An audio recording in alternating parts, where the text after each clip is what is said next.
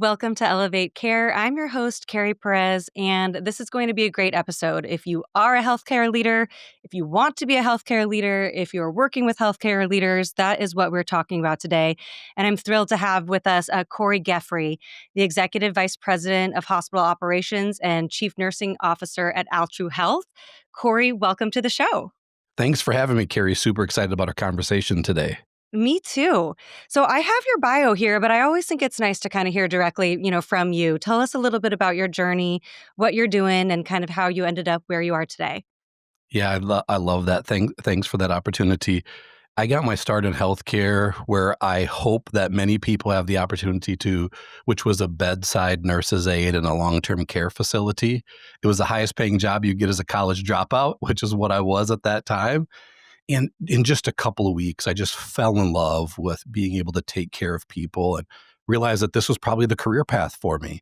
And so I went to school to become a licensed practical nurse, an LPN, worked as an LPN while I became an RN, worked as an RN, and then really took a 25-year break from school while I did all sorts of things inside of healthcare, outside of healthcare, then got my bachelor's degree and my master's degree.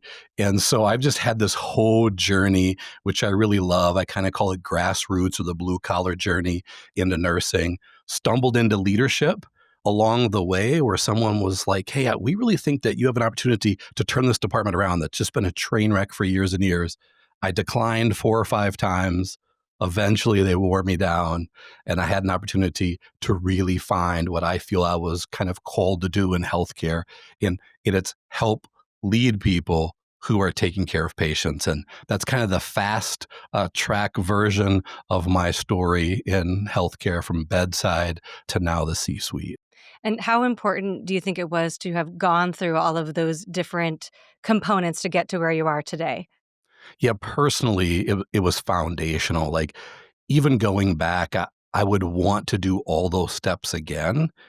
And then also just, professionally as an executive, it does add credibility that most of the roles that I'm responsible for leading, I've had, and I know what it's like. And yeah, in some cases, it's been a couple of decades since I was there, but in most cases, I understand the core functions of the work. That is so important. I mean, I feel a little bit parallel in that there's an opportunity when you sort of work in the business, in the belly of the beast, and then on the business, and it just does derive that much more credibility to kind of say, I know exactly what that feels like. So excited to have you here to talk about this important topic. So leadership, as you even just described, walking through everything that you went through in order to get to leadership, it's incredibly complex. So what do you think, like what makes a leader truly effective in this space? And what are some of those qualities that kind of rise to the top for you?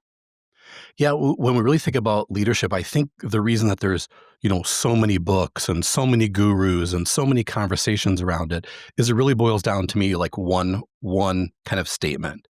It's imperfect people leading imperfect people trying to get a perfect result. Mhm. So just looking at that equation, this is an impossible scenario. And so all we can do is have people who are trying their best, helping people who are trying their best to get the best result possible. And so in order to be able to do it as a leader, the most important thing is that at no point can it be about you. Mm. So I say like the core foundation element for leadership is self-awareness. And not just normal self-awareness, like, hey, yeah, I know. No, I mean painful levels of self-awareness, like understanding the dark side of the moon in your life, the things that, make you angry and you aren't quite sure why, and things that make you emotional, you aren't quite sure why. As a leader, you have to unpack those and you have to know all of those details because when you're having conversations and leading people and tensions are tough, you have to be sure that your own emotions and issues don't become an obstacle to achieving the result that you want. So I would say Mhm. that's the first thing, Carrie, is painful levels of self-awareness. And that can be a very personal journey. Do you have any sort of recommendations for how people go about doing that? Or it is truly, a personal way in which you figure that out? Yeah, I think that if you ever feel that you've got it, you probably don't have it. Like every time, it's just a constant self-exploration. I was at a point in my leadership career, kind of right when COVID started that I was like, I got this, like the executive path, like this is cool. I was built for this.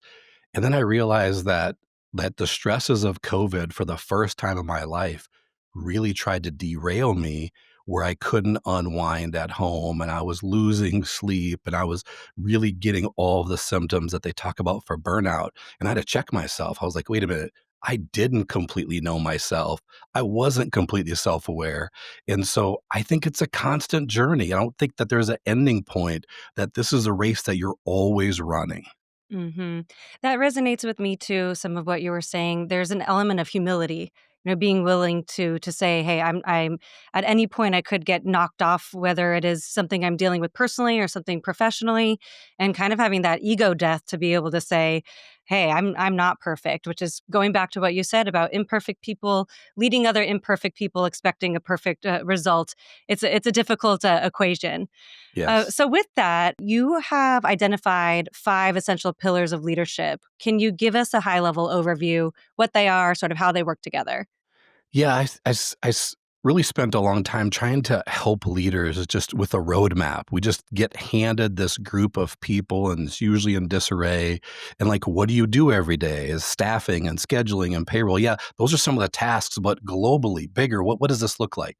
And so, try to put those down into more digestible pieces and a little bit bigger buckets. And so, come up with really five key areas. And the first one being developing people. The second one being managing performance, and number three being building teams. And that clump is all about people, right? That's where you're just focusing on your people, trying to help them become the best versions of themselves and really get a dynamic where you can be successful. And then the last two are probably where leaders spend most of their time, but you can't spend time there if you haven't also spent time in the first three areas. And that's improving operations and achieving results. And ultimately, when you reach certain levels of leadership, you're really held accountable for only the fifth component or the fifth Mm, element, achieving results. And if you only focus on that, the rest of this will eventually fall apart. This is one of those things where I almost tell people as a leader, you have to juggle five chainsaws at the same time. And if at any point you spend too much focus on one chainsaw, bad things are going to happen. And mhm. so focusing on the people aspect and then focusing on kind of the results and the output aspect, that's a real quick version of those five elements I really like to focus on.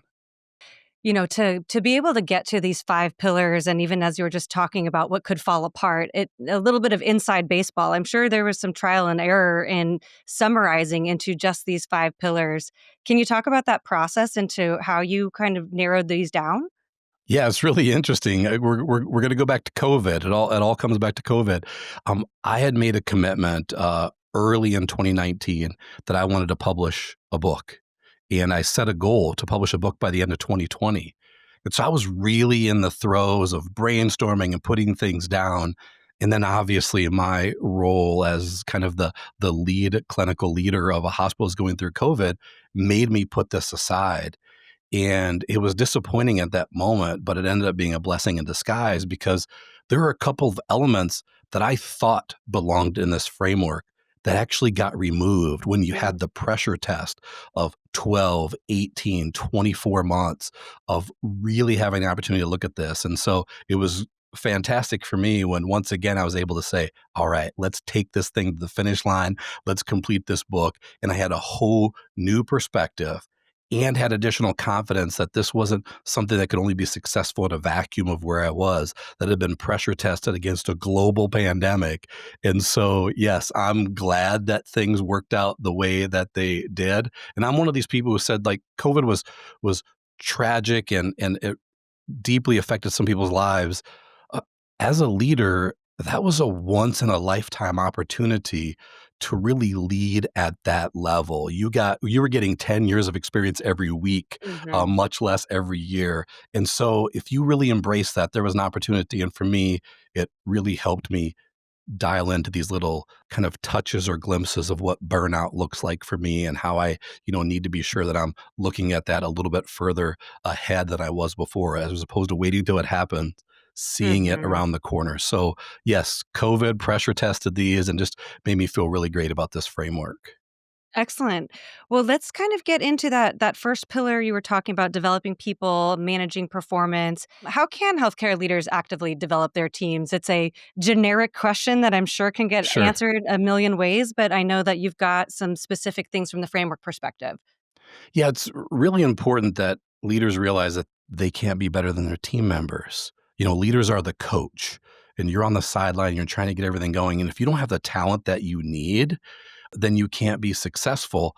And so that's why it's so important that you're focusing on developing those teammates, helping them become better. So again, taking yourself out of the equation, focusing on the talent deficits. Don't just think along the lines of somebody's good or not good. Think about what are their unique talents and skill sets. Everyone has them. I think even the people that we label the lowest performing employee have some level of talent or skill set that's unique to them.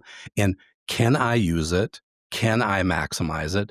And if not, then maybe we have to move on. But sometimes it's just moving people around in roles or giving them more of the thing that fills their bucket and is really matches up with their unique skill set.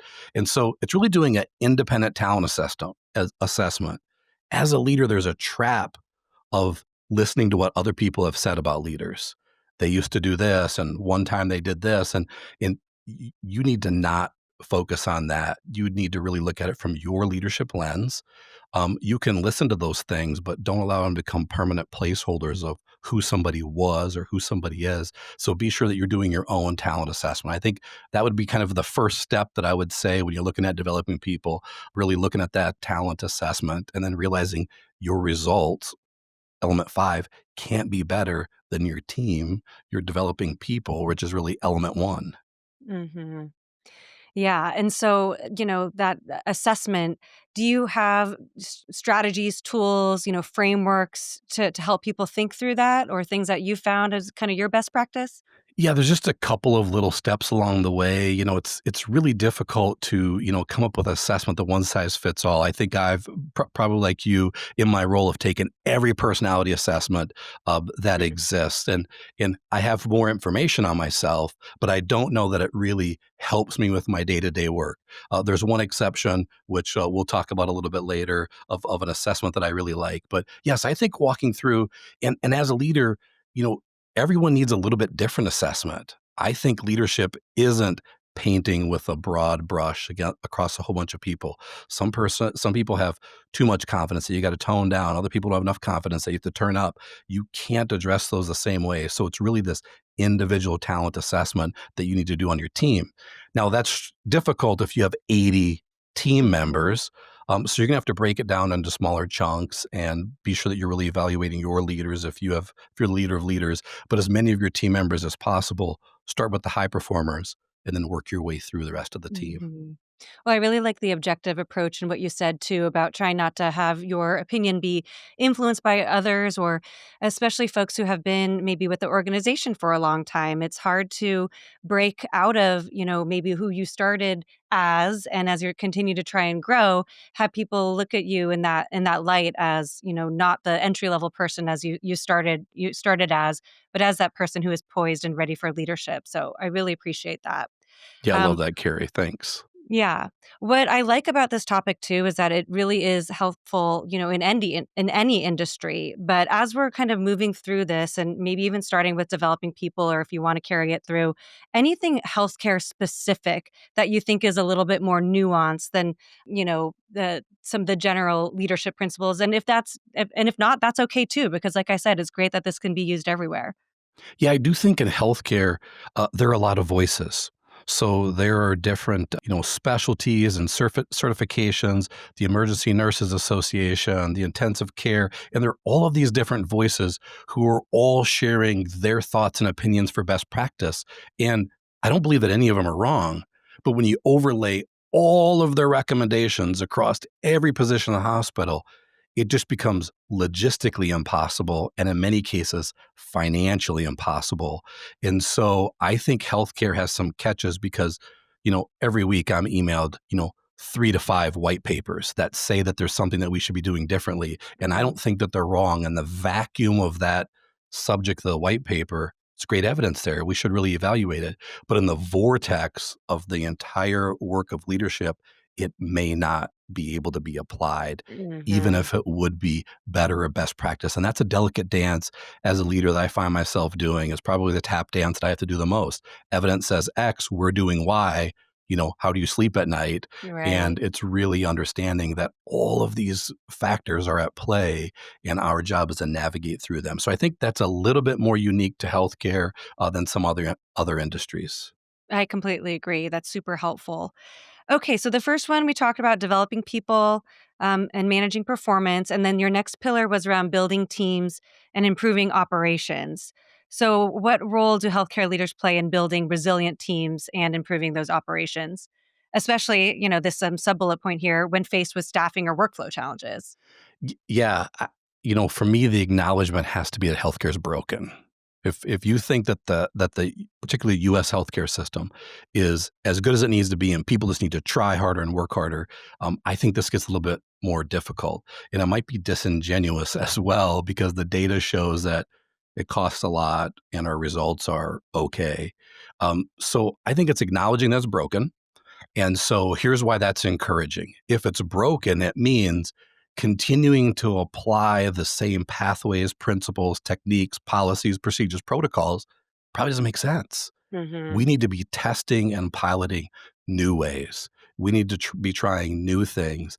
And that doesn't really match up with healthcare professionals, most of which follow checklists and flow charts and really have these kind of algorithms that have been trained and sometimes 20, 30 years ago. It's really, really difficult. So, to me, the challenge is us being open to trying everything. Everything's on the Hmm. table, and if it hasn't been done before, that doesn't automatically exclude it. It actually means we should give it priority for evaluation. And Hmm. that's a unique mindset, and it really is uncomfortable. I describe it as, dropping a whole tube of Mentos into a 2-liter bottle of Coke. There's gonna be a reaction, a very strong emotional reaction to people when you're trying to do something that there's no evidence in doing, but acknowledging that what we've done for the last 20, 50, 70, 100 years doesn't work, it really opens up the paradigm for us to continue to try new things. And that must be meaningful for team members who are feeling like things are broken to be heard, that it is acknowledged that, a leader recognizes that as well. Yes, and telling them every idea is open, right? If Mhm. if if the success of this organization required the executive team to be the smartest people in the organization, we wouldn't get where we need to get. The smartest people are those closest to the work at the bedside. And although every idea doesn't work in application, we need to be trying to get every idea. And it is empowering when you do that. But sometimes it's frustrating because they think their idea is the best. And sometimes Mhm. you can't do all of them. So you have to balance it to be sure that people continue to generate new ideas. And sidebar, sometimes it's just the wrong time for the right idea. How do you think about when an idea might have been presented in the past and it didn't work, but it doesn't mean that it should be forever forgotten about in the future? Yes, this is great. So I am kind of have this inventive personality, which is why I get so much energy out of solving problems in healthcare. And so I come up with a lot of ideas, and arguably some of them are bad. Some of them are good, and many of them fit into this maybe not yet category. And I've been fortunate enough to work for a CEO 2 different times now who really did a great job of managing this for me. And it's language that I use with people now. I'm like, I think that's potentially a great idea.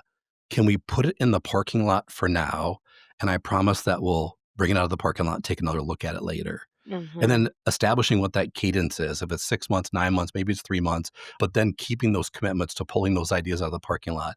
I think that that gives people the inspiration that they need to continue to generate ideas that not everything's vetoed and not everything's approved, but some things maybe just aren't quite ready for prime time. And we should put them in the parking lot and evaluate it when the environment changes. And for ideas put in the parking lot before 2020, some of those need to come out of the parking lot and be test driven again because the Mhm. whole world in healthcare changed for 3+ years.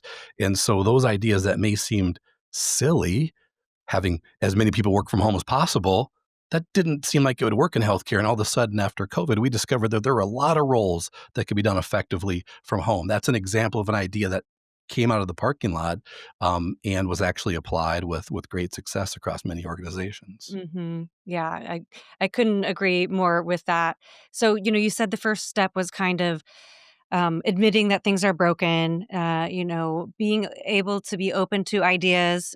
Are there any other things within the building teams and improving operations that you want to speak to, or any other strategies or tools in this pillar? Yeah, really with building teams, have found the best tool out there is called the Working Genius. It's actually Patrick Lencioni. He's one of my favorite gurus to look at. He has this, and it's a different than a personality profile. It actually talks about how people work, what kind of work brings them joy. That's a mandatory assessment for anybody who's on my team. I Mm. actually ask colleagues, peers who don't report to me, if they'll take the assessment just so I can understand a little bit more with working with them. That to me has revolutionized some longstanding frustrations. I'm an inventor by the Working Genius, and I've always been frustrated by having people on my teams who couldn't come up with new ideas. Well, I realized for them that invention was actually something that frustrated them. And so Mm. rather than being disappointed, I'm like, hey, that's my role. I'm going to put that cap on. I'm going to come up with ideas, and you all are going to do some of the other steps to make that happen. So I would encourage people to look at that. There's a book associated with that. There's an assessment. I don't have any financial interest in that other than I'm just passionate about it, and it's a tool that I use with all of my teams.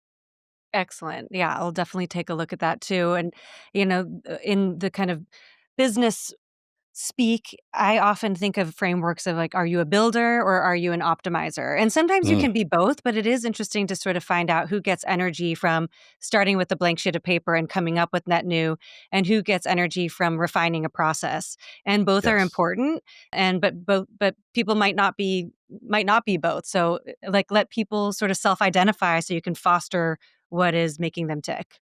Absolutely. I love that. When people connect to the work that brings them joy, they will work endlessly and tirelessly on that project. When it's Mhm. something that frustrates people, they just are annoyed right away and disengaged and burnt out. And so I think a lot of the burnout that we're facing is people don't have enough time to do the things that really bring them joy at work. Not just talking about the Right. things at home, but what brings you joy at work. There's something for all of us. It's just important that we find what that is.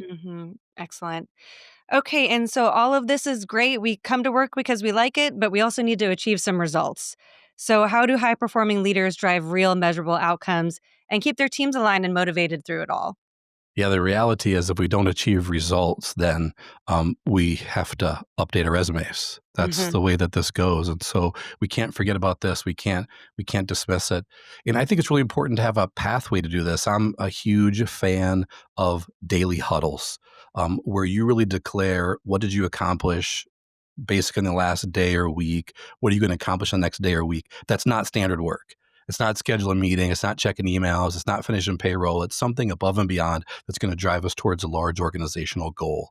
And once you do that and people get used to it, it's really awkward at first. People say, I've had this on my to do list for months and months and months. And it wasn't until I declared a commitment in front of my peers that I was able to move that forward. And it's weird me on this call suggesting that people have other resources, but the resource that I use for this is Four Disciplines of Execution. Hmm. It's the best book that I've seen for getting stuff done. It's really successful. There's a roadmap in there of how to have these huddles and exactly what they look like. I use that with my team, and we've been able to really get some good results with that, Carrie. Hmm. That's great, Corey. And not to put you on the spot, but do you have a kind of in the can, maybe example of how you've kind of applied some of these principles and achieved some results that would bring it to life even more? Yeah, there's so many examples that I'm Hmm. proud of. I think the one that I'm most proud of is at my current organization, we reduced serious safety events by 80% over the last 5 years. Went from an organization that had way too many to an organization where people are like, wait a minute, how are you guys doing that? And it was through these daily huddles and making commitments and moving from quality and safety events being things that we just have to live with to actually saying zero is possible because we make it a minute without an issue, an hour, a day, a week, a month. And therefore, it's not about that it's impossible. It's about Can we put together, you know, 365 days? Can we put together, you know, 10 or 12,000 hours? Mhm. We can do this. We can be successful. And entering into the equation that zero's the goal, not just a little bit better than last year, but zero's the goal, and we already have evidence that we can do this. And I put up the Ted Lasso believe sign in my Mhm. office, and I just told everybody the difference between who we are and who we want to be is that word. And as soon as we believe that we can improve this situation in our organization, we had a crystal clear pathway to do it. We started to see results, and they were shocking when they first came. People were like, "Wait a minute, you must have missed something. The data's wrong. We couldn't have improved that fast." But we did. And it's probably one of my favorite stories because that's what this is about. If you can't be high quality in healthcare, then what are you doing? That's really Right. has to be your true north. That's huge. I mean, an 80% improvement, that's, amazing. So I guess from a soft skill standpoint, there's a lot of things that could be kind of not imperceptible, but sort of hard to teach. What are some of those sort of like special sauce things that a leader, should have to get people motivated to want to even embark on the journey of change? Yeah, there's this skill and I think that you probably get it as you age, you know, you maybe have it as a parent, you maybe have it as a spouse, but you know, really understanding what people are saying when they're not saying it, right? Like Mhm. people talk around a subject. You're like, I can't understand what you're saying you're upset about and the level that you're upset are a mismatch for me. Like I'm missing something as opposed to just being it, well, they didn't bring it to me, so it can't be an issue. No, no, no. There's something there. So I think learning how to ask great questions, Mhm. that's probably the thing that the people who reported to me have said probably the best compliment is you always ask great questions. And Mhm. so I'm trying to get to the heart of it. And I think as a leader, you have to continuously dig.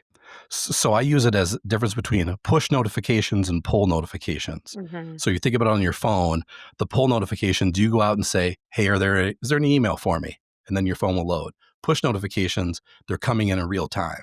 And so I tell everybody, don't wait just for your team to push you stuff. You should go out and pull. You should have a Mhm. process in which they push, but you should go out and pull. Is there anything? How is this working?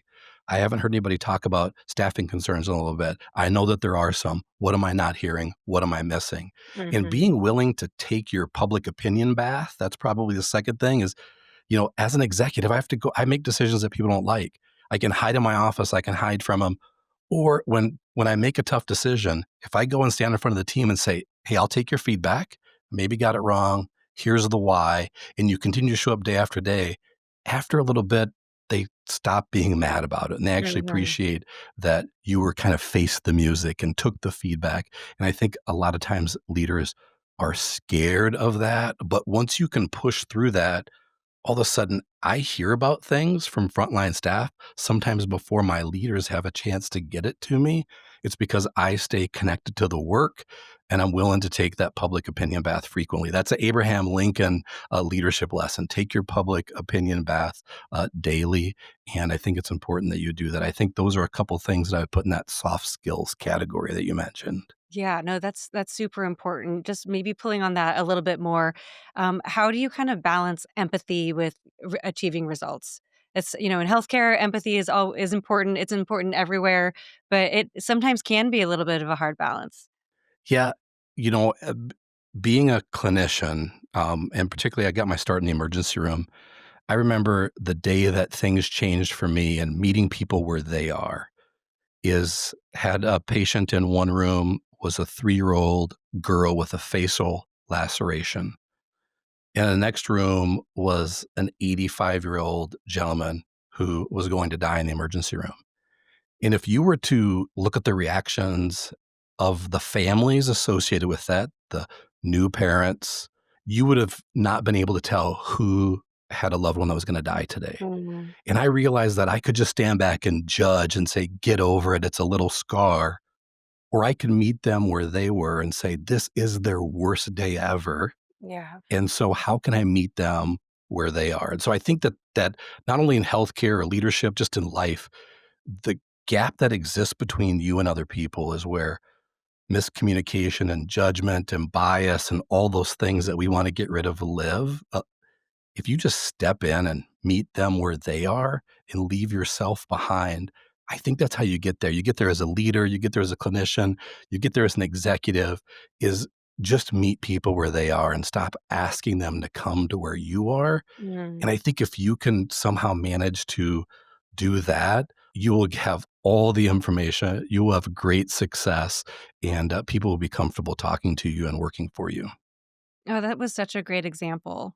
That actually gave me chills just even thinking about that, walking into that room and, you as a clinician understanding what the score is, but, hey, that is somebody's first time at the ER with their Mhm. precious cargo they've just been carrying for 9 months. Yes, yes. So you started speaking about it a little bit with maybe some of your, soft traits, but if there's healthcare leaders who want to level up, maybe they're stepping into a new role or leading through change, what's one piece of advice that you'd give them? Yeah, always be learning. There's so much information at our fingertips, whether it's a great podcast like this for a commute, whether it's a 3 or 5 minute YouTube video, like just invest in yourself. You can mindlessly scroll on the social media apps that give us information that's not value, or you can invest in yourself and don't even think about it for yourself. Become a better version of yourself for your team. So just consistently commit to micro learning a little bit each Mhm. day. None of us are as good as we can be. So every day we should just try to become a little bit better version of ourselves. I like that. And then you'll get to that 0%, infraction rate if you're just 1% better each day and you kind of bridge that gap with believing that you can, to your point. What did we Absolutely. not talk about that we should have? Geez, I don't know. We had a nice little journey here. I mean, Oh, I good. I could talk for days on this stuff because I'm so passionate about sharing with people, but I think we covered a lot for people to chew on and digest and think about and maybe challenge some of their existing paradigms. So I'm really happy with our conversation. I hope you are as well. I am too. Maybe just to summarize it up as a nice little soundbite again, do you want to list out those 5 pillars Yeah. for being an effective healthcare leader? Yeah, absolutely. So develop your people. You're going to have them. So spend a little bit of time investing in them. And then manage the performance. Be sure that you don't let low performers continue to bring the bar down. And then build a team and build a team that understands and is working towards a goal and is aligned toward the organizational goal, and then help make the work better. That's what improving operations is about. It's not as good as it could be. Policies, procedures, practices are outdated. Challenge them, make them better. And then if you do those 4 things well, the fifth one will happen, but you still have to focus on it. You have to have a crystal clear objective, and you need to be sure that people have daily accountability towards achieving those results. Put that together, rinse, wash, and repeat every day. Keep juggling those chainsaws. You'll be successful as a leader. There's a lot of other pieces in there, but those are the big buckets. Just keep focusing on those, and you'll have success. Oh, I love that. That's an excellent framework that I think we can take everywhere that we go. And just personally, you come across like so authentic, so genuine. I can understand why you would earn trust very easily. And, just caring about your people, being vulnerable and realizing that you yourself are never perfect and this is the human nature. Where else can we learn a little bit more about you or follow more about what you're working on? Yeah, I usually share my thoughts and opinions on LinkedIn. That's where I like just the short little snippets. I'm working on making some videos here in my studio, just my thoughts of the day, my leadership lessons of the day. So those will be available. And then I have a website where people can just connect with me directly. So those are really probably the easiest ways to connect with me, but I would say LinkedIn would be the best. Okay, awesome. So we'll put that in the notes, but maybe just a quick website plug if you want to say it out loud. Yeah. Yeah. So it's my first name, last name.com. So it's Cory Geffre .com. And you'll find that there. You'll be able to find the spelling of my name, relatively unique name. It's not highly utilized. So you'll be able to find that there, and would love to see you there or on my LinkedIn page. Corey, thank you so much for joining us today. I had a really great time, really enjoyed the conversation. Thank you, Kerry. It was a Thank great you. time. Awesome. And join us next time on Elevate Care. Thank you for joining us today on Elevate Care. If you found this episode valuable, please consider sharing it with a colleague and subscribing to our show on your favorite podcast platform. You can learn more about this episode and our show on our website at amnhealthcare.com, and follow us on social media to stay updated on new episodes and the ever-changing world of healthcare.